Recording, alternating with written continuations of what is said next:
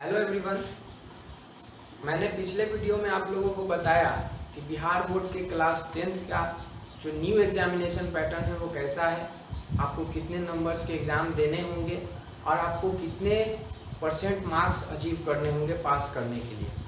आज मैं class 10th के साइंस के फिजिक्स के पहले चैप्टर्स के कुछ टॉपिक को इस वीडियो में आपको समझाने का प्रयास करूँगा अपने तरीके से। तो जैसा कि हमने जाना था कि साइंस में हमको 3 सब्जेक्ट्स पढ़ने हैं। 3 सब्जेक्ट्स साइंस जो सब्जेक्ट है, एक साइंस जो पूरे 100 मार्क्स का होगा। साइंस का एग्ज़ाम आपको 100 मार्क्स का होगा, जिसमें से आपको रिटन एग्ज़ाम 80 मार्क्स ही देने होंगे और 20 मार्क्स आपको प्रैक्टिकल के आपको स्कूल प्रोवाइड करेगा। तो जो 80 मार्क्स का हमको एग्ज़ाम देना होगा, 80 मार्क्स, हम इसी पर बात करेंगे। 80 मार्क्स का जो हमको एग्ज़ाम देना है, उसके लिए हमको 3 सब्जेक्ट्स पढ़ने हैं। एक था भौतिकी, जिसको फिजिक्स बोलते हैं, इंग्लिश में इसको फिजिक्स कहते हैं, फिजिक्स। एक था रसायन शास्त्र,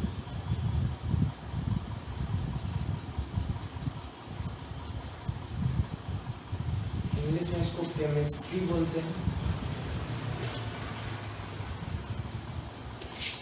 और एक था बायोलॉजी,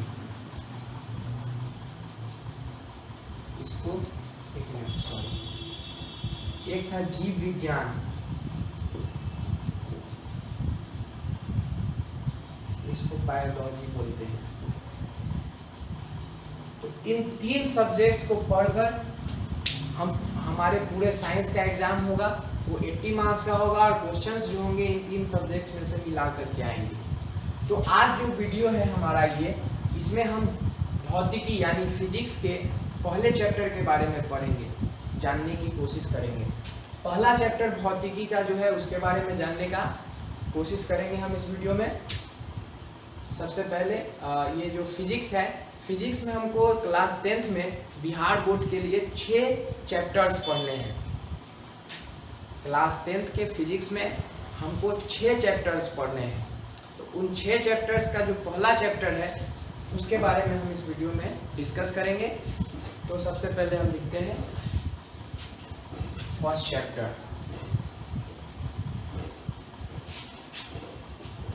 यहाँ पर फिजिक्स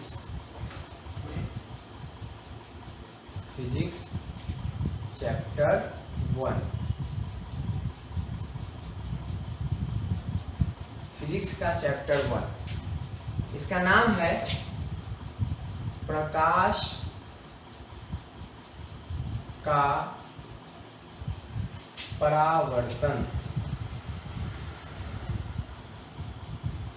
इंग्लिश में इसको बोलते हैं reflection of light. Reflection of light, प्रकाश का परावर्तन। फिजिक्स के पहले चैप्टर का नाम है प्रकाश का परावर्तन, reflection of light, class 10th में। तो इसके बारे में हम लोग जानेंगे। वर्ड से ही इसका डेफिनेशन निकालेंगे, इसके वर्ड में ही इसका डेफिनेशन छुपा हुआ है। इसके जो शब्द हैं उस शब्द से ही इसको डिफाइन किया जा सकता है। जैसे प्रकाश का परावर्तन, तो अगर हमको ये बात पता हो कि परावर्तन क्या है, प्रकाश हम लोग जानते ही हैं, प्रकाश को देखते भी हैं। जो हमारा जो रोशनी होता है उसी को हम लोग जनरली प्रकाश बोलते हैं। तो प्रकाश को जानते हैं और उसका परावर्तन, तो अगर हमको परावर्तन, रिफ्लेक्शन का अगर अर्थ पता हो तो हम इसको इसी वर्ड से डिफाइन कर सकते हैं। तो परावर्तन मतलब होता क्या है? परावर्तन मतलब होता है किसी एक चीज का किसी दूसरे चीज से टकरा कर लौटना। किसी एक चीज का किसी दूसरे चीज से टकरा कर लौटना, इसी को परावर्तन कहते हैं। या फिर वापस आना, टकरा कर वापस आना, इसको परावर्तन बोला जाता है। जैसे मान लीजिए कि हम एक सामने में एक दीवार रख दें, समझने के लिए ऐसा कर सकते हैं। सामने में एक दीवार है, उस दीवार पर क्या किए कि हम एक बॉल मारे। तो बॉल मारते हैं तो क्या होता है, बॉल उस दीवार से टकरा कर हमारे पास वापस आता है। यही केस है परावर्तन का। तो परावर्तन का केस क्या हुआ कि टकराकर वापस आना। तो प्रकाश का परावर्तन क्या होगा? प्रकाश का किसी वस्तु से टकरा कर वापस आना। परिभाषा रटने की कोई जरूरत ही नहीं है, परिभाषा रटने की कोई जरूरत नहीं है। वर्ड के मतलब से उसको डिफाइन कीजिए। कैसे? जैसे फिर से एक बार बता देते हैं कि हम सामने में किसी दीवार पर किसी बॉल को मारते हैं, बॉल गया, टकराया और वापस आया। तो यही घटना होता है परावर्तन का, टकरा कर लौटना या टकरा कर वापस आना। तो प्रकाश का परावर्तन क्या होगा?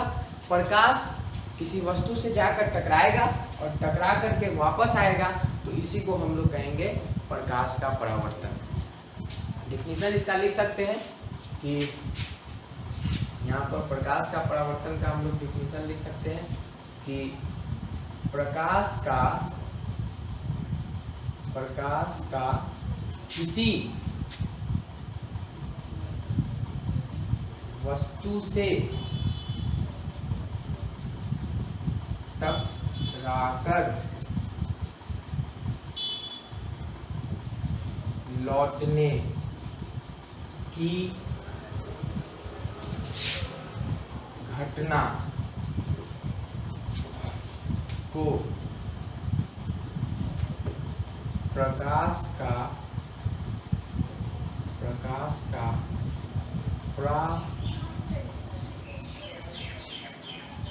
प्रकाश का परावर्तन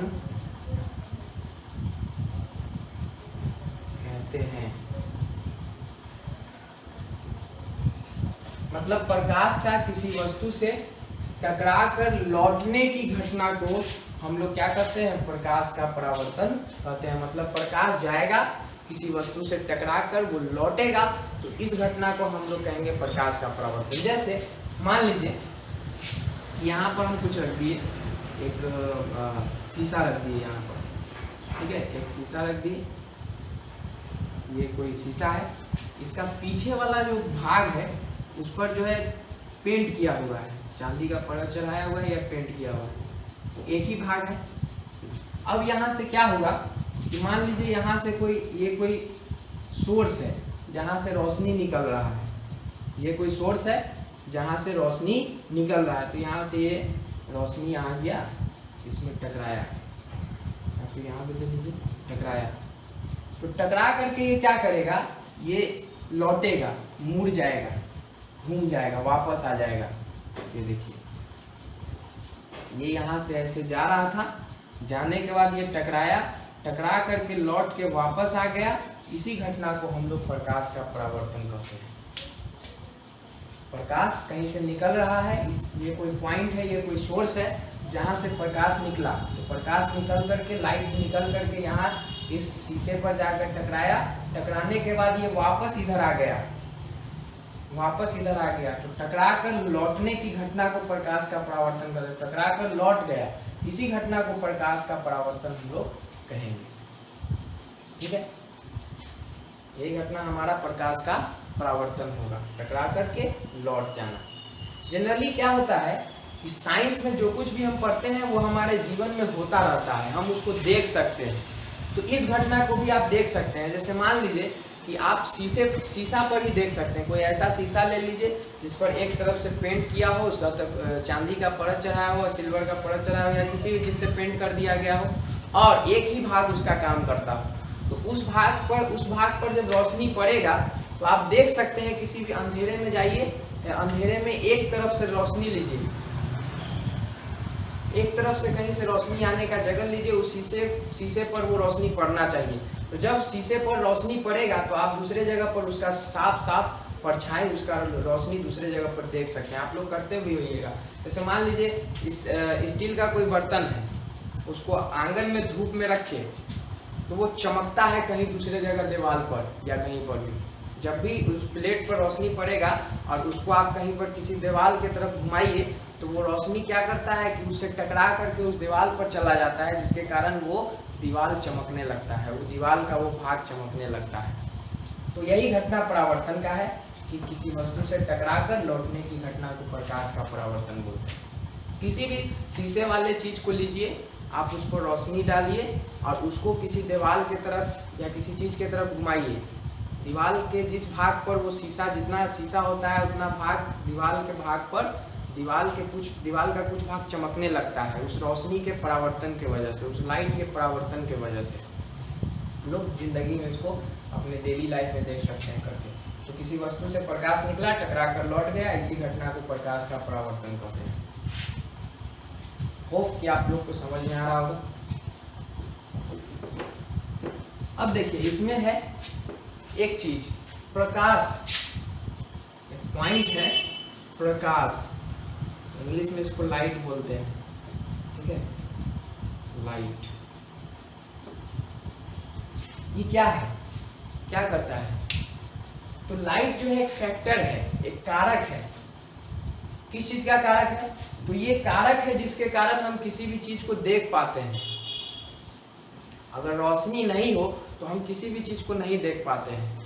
किसी भी चीज को देखने के लिए दो चीजों का होना जरूरी है, एक रोशनी और दूसरा होता है आँख।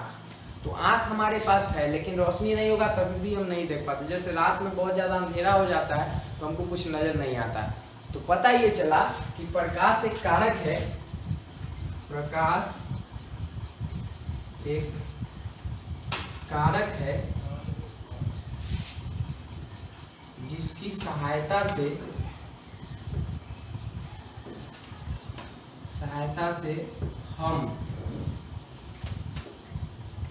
हम किसी वस्तु को देख पाते हैं। प्रकाश एक कारक है जिसकी सहायता से हम किसी वस्तु को देख पाते हैं। एक आँख और एक प्रकाश, दो चीजों का होना जरूरी है किसी भी चीज को देखने के लिए, ठीक है। ये प्रकाश जो है, प्रकाश आता कहाँ से है? तो कुछ चीजें होती है जहां से प्रकाश आता है और उन चीजों को ही हम लोग प्रकाश का स्रोत करते हैं, source of light, sources of light कह सकते हैं। तो टॉपिक हमारा इसी में आता है, एक पॉइंट ये भी आता है कि प्रकाश स्रोत, प्रकाश स्रोत, इसको इंग्लिश में बोल सकते हैं सोर्स ऑफ लाइट।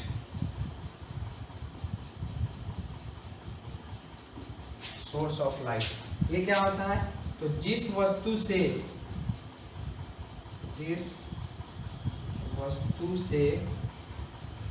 प्रकाश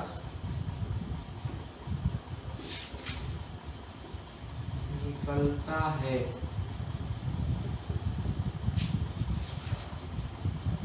उसे प्रकाश स्रोत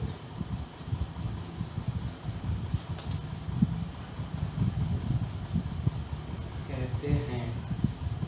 जिस चीज से भी लाइट निकलता है उसको हम लोग प्रकाश का स्रोत कहते हैं, प्रकाश स्रोत कहते हैं। जैसे सूरज से रोशनी निकलता है तो सूरज प्रकाश का स्रोत हो गया।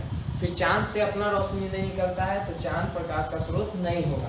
फिर उसी तरह से हम लोग जलती हुई मोमबत्ती,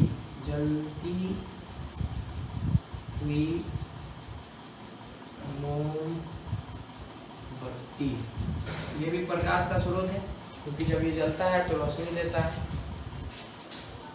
उसी तरह से आजकल टॉर्च को जब जलाते हैं तो वो भी रोशनी देता है, तो टॉर्च भी प्रकाश का स्रोत हुआ। आजकल तो मोबाइल में फ्लैश लाइट चलता है आदि। तो एक बार फिर से हम लोग देखें, सबसे पहले चैप्टर का नाम क्या था? प्रकाश का परावर्तन। तो हम जाने कि प्रकाश का परावर्तन क्या होता है।